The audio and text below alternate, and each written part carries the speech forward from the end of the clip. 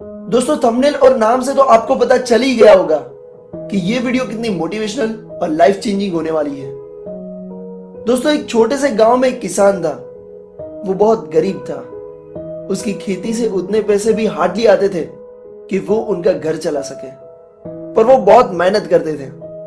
जब खेतों से कोई उम्मीद ना रहे तो वो सब्जी की लारी भी निकालते थे और ट्राई करते थे कि अपने घर के लिए, अपने फैमिली के लिए 2 टाइम का खाना जुटा सके। इतनी गरीबी के साथ जी रहे किसान के घर में उसके अलावा उसकी बीवी, उनकी बूढ़ी माँ और 4 बच्चे भी थे। एक रूम वाले घर में रह रहा ये फैमिली गरीबी से लड़के जी रहा था। कुछ सालों बाद जब उनका सबसे बड़ा बेटा अमित जब 5th में आया, तब उसकी माँ ने उसे कहा कि देख बेटा, तेरी पढ़ाई ही एक ऐसा रास्ता है जो हमें इस गरीबी से निकाल सकती है। प्लीज तुम अपनी पढ़ाई को बहुत सीरियसली लेना। हमारे पास और कोई ऑप्शन नहीं है इस गरीबी से निकलने के लिए।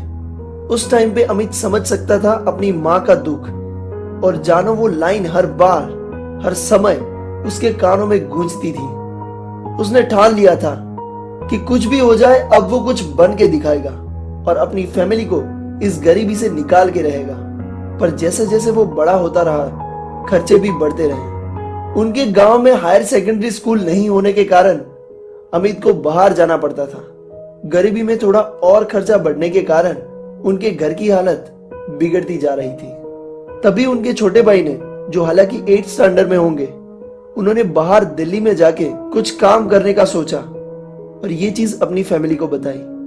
तब वो बहुत छोटे थे और इसी के कारण पेरेंट्स ने उन्हें बाहर जाने से मना कर दिया। और इतनी गरीबी और काम ना कर पाने के कारण वो धीरे धीरे डिप्रेशन में चला गया। अब उसका इलाज भी चालू हो गया, पर वो इस मुसीबत से बाहर नहीं आ सका और कुछ टाइम बाद उसने इस गरीबी से छुटकारा पाने के लिए सुसाइड कर लिया। दोस्तों ये सच्ची कहानी है, मैं कोई ऐसे ही बातें नहीं बना रहा। अब अमित से ये सब देखा नहीं जा रहा था। उसे पता था ये सब सिर्फ गरीबी के कारण हो रहा था। उनकी फैमिली जो सफर कर रही थी, वो उसका छोटा भाई भी खो चुका था। आप सोच सकते हो कि उसको कितना हर्ट हो रहा होगा, वो कितना दुखी होगा। पर उसने ठान लिया कि उसको 10th के बाद क्या करना है और क्या बनना है।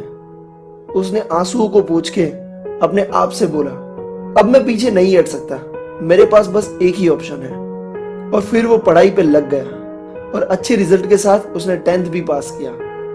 उन्होंने अपने पापा से कहा कि उन्हें सुपर 30 के आनंद सर से मिलना है और वो दोनों उन्हें मिलने गए और उन्हें उस एकेडमी में एडमिशन भी मिल गया। आनंद सर ने नोटिस किया कि वो रोज देर रात तक पढ़ता था और बहुत मेहनत करता था। आनंद सर ऑलवेज उसे कहते थे थोड़ा आराम भी कर ले। पर एक दिन उसने अपनी स्टोरी शेयर करते हुए कहा कि जब मैं आराम करने का सोचता हूं तब मुझे मेरा भाई याद आता है, मुझे मेरी माँ और पापा की गरीबी याद आती है और वही गरीबी और वही मेरे भाई की यादें मुझे सोने नहीं देती, मुझे आराम नहीं करने देती। और धीरे धीरे उसकी आंखों में से आंसू आ गए।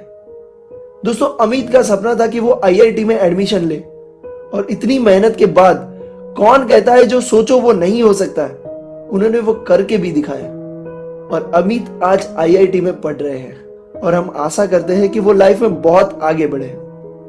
ये स्टोरी कोई बनाई गई नहीं है, ये एक सच्ची